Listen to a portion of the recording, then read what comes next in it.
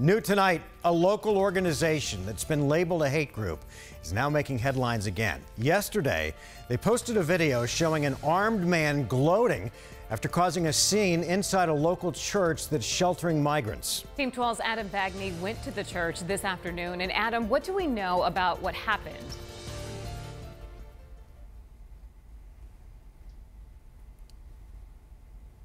Well, guys, hateful messaging is nothing new for this group, but it's the fact that one of their supporters walked into a house of worship armed with a gun that's raising eyebrows.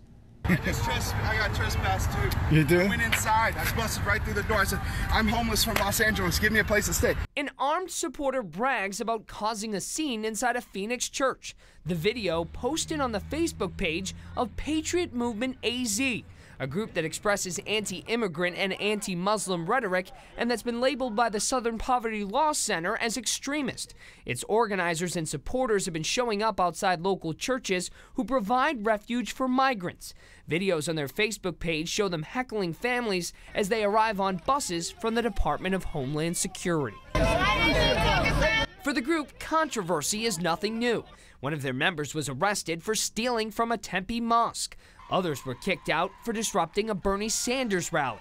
And they also heckled high schoolers who sat in at the state capitol supporting the March for Our Lives movement.